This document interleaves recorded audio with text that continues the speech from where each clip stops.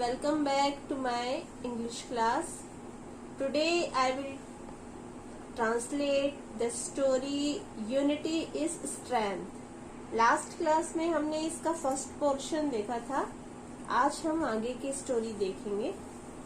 So let's start. I have an idea, said the king. राजा ने कहा, मेरे पास एक योजना है. आइडिया मीन्स योजना, तरकीब. We must act together. हमें साथ साथ कोई कार्य करना चाहिए. टुगेदर मीन्स साथ में. We shall all fly up carrying the net with us. हम सब इस जाल को पकड़कर एक साथ ऊपर उड़ेंगे. नेट मीन्स जाल. फ्लाई अप यानी ऊपर उड़ना. Remember now unity is our only hope. याद रखो, एकता ही हमारी एकमात्र शक्ति है. अब इस एकता के द्वारा ही हम बच सकते हैं. रिमेम्बर मीन्स याद रखना. Unity means Ekta. Hope Asha. Each dove caught the net in its beak. सभी डव पक्षियों ने अपनी चोंच से उस जाल को पकड़ लिया. बीक मतलब चोंच. Then all together they flew up. उसके बाद वे एक साथ ऊपर की ओर उस जाल को पकड़कर उड़ने लगे जो उन्होंने उसे अपनी चोंच में पकड़ रखा था. The hunter was almost upon them when suddenly he saw his net going up into the air.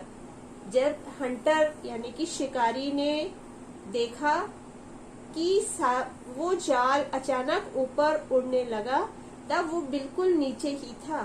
तभी उसने देखा कि सारे पक्षी उस जाल को लेकर उड़ रहे हैं और वो जाल हवा में ऊपर उठता जा रहा है.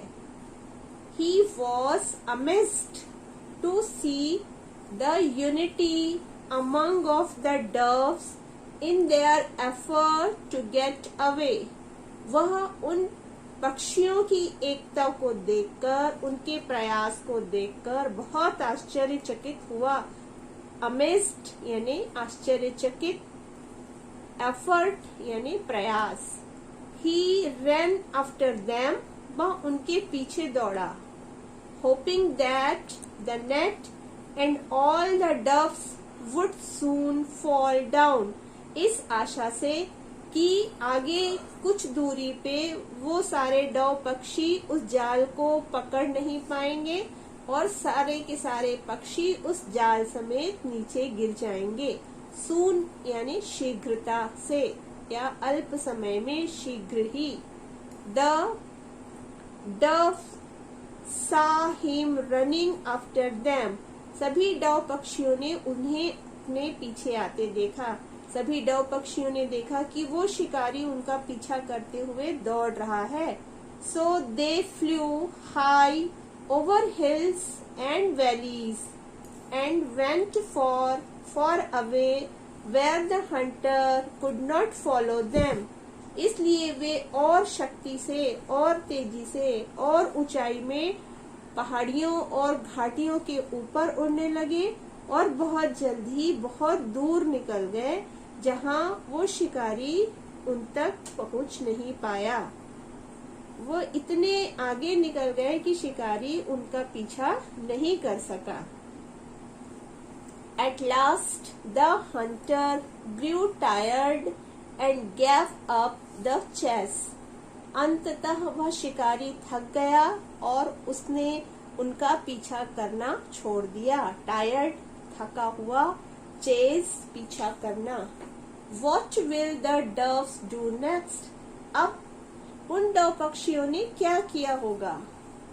When the dove king saw that the hunter was no longer following them, he said, half our troubles are over. जब डव पक्षियों के राजा ने देखा कि अब वो शिकारी उनका पीछा करते हुए नहीं आ रहा है, तो उसने कहा कि हमारी आधी परेशानी तो दूर हो गई है। ट्रबल यानी परेशानी, हाफ मतलब आधा, ओवर खत्म, ऊपर, कुछ भी कह सकते हैं इसको। Now we must fly to the hill near the city of temples.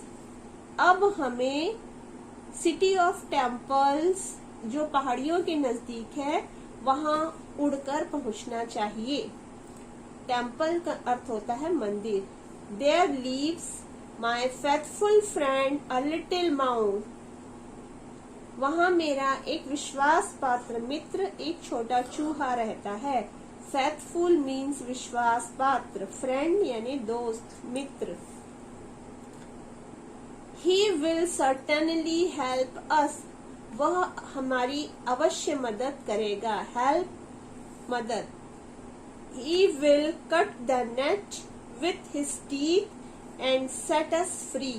वह अपने तीखे दांतों से हमारे इस जाल को काट देगा और हम सब फ्री, आजाद हो जाएंगे।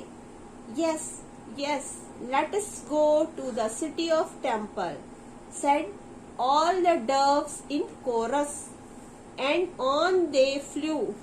सभी डव पक्षियों ने एक साथ समूह में कहा कि हाँ हाँ, हम सब जरूर उड़कर उस सिटी ऑफ टेम्पल तक पहुंचेंगे, और वे और तेजी से उड़ने लगे। कोरस का अर्थ होता है समूह में। Soon they reached the place where the mouse lived. जल्दी ही वे उस जगह पहुंच गए जहां वो चूहा रहता था। When the mouse heard the loud noise made by the flapping of wings, he was frightened and hid himself at the far end of his house. जब वे उस चूहे के घर के पास पहुंचे तो उनके तेज पंखों की फड़फड़ाहट की आवाज से वो चूहा डर गया, और वो इतना डरा कि वो अपने घर के अंतिम छोर में जाकर छुप गया। फ्लैपिंग यानी फड़फड़ाहट, विंग्स मतलब पंख, फ्राइटेंड यानी डरना, डर गया, हाइड छिप गया। But the dove king called out to him softly and said that he had come to ask for his help. लेकिन डव पक्षियों के राजा ने बहुत प्रेम से उसे बाहर बुलाया और कहा कि वो सब उसे परेशान करने नहीं, बल्कि उससे मदद पाने की आशा से आए हैं। The mouse looked out. चूहे ने बाहर देखा। He was happy to see that it was his friend, the dove king, who was talking to him. चूहे ने प्रसन्नता पूर्वक देखा कि बाहर तो उसका मित्र है, जो डव पक्षियों का राजा है और जो उससे मदद की बात कर रहा है। We have been caught in a trap set by a hunter, said the dove king. Dove पक्षियों के राजा ने कहा कि हम सब एक शिकारी के बिछाए जाल में फंस गए हैं। We cannot get out of this net. और इस जाल से हम बाहर नहीं आ सकते हैं। When the hunter came, we flew together, taking the net with us. जब हंटर हमारे पास आया, शिकारी हमारे नजदीक आया, हम सबने अपने बचाव के लिए इस जाल को अपनी चोंच से पकड़ लिया और एक साथ इसे लेकर उड़ चले। Now please help us. अब कृपया हमारी मदद कीजिए। Cut the net with your teeth and set us free. अपने तीखे दांतों से इस जाल को काट दीजिए और हम सब को आजाद कीजिए। Very well, I shall set you free first. बहुत अच्छा, मैं सबसे पहले तुम्हें ही आजाद करता हूँ। No no, said the king, please free my followers first. राजा ने कहा नहीं नहीं, मुझे नहीं, पहले मेरे फॉलोअर्स को आजाद करो। पहले मेरे जो प्रजा है, मेरी प्रजा जो ये पक्षी है, उन्हें आजाद करो और मुझे सबसे लास्ट में तुम आजाद करना। The little mouse was wise, छोटा चूहा बुद्धिमान था। वाइज मीन्स बुद्धिमान। He understood the feelings of a king towards his subject, वह समझ गया कि राजा चाहते हैं कि उसकी प्रजा का ध्यान पहले रखा जाए। वह एक राजा की फीलिंग्स को अच्छे से समझ गया। So he began to cut the rest of the net, इसलिए उसने नेट को काटना शुरू किया। One by one all the doves were set free, एक एक करके सारे डव पक्षी आजाद होने लगे। And then at last the dove king was also set free, और सबसे अंत में डव पक्षियों का राजा आजाद हुआ। All the doves were grateful to the little mouse for saving them, सभी डव पक्षी उस छोटे चूहे के लिए बहुत कृतज्ञ हुए जिसने उनकी जान बचाई। ग्रेटफुल यानी कृतज्ञ। With a loud flapping of wings they rose in the air and flew away, उसके बाद वे सब एक साथ फिर से अपने पंखों को फड़फड़ाते हुए ऊपर की ओर उड़ने लगे और उड़ चले अपने घर की ओर।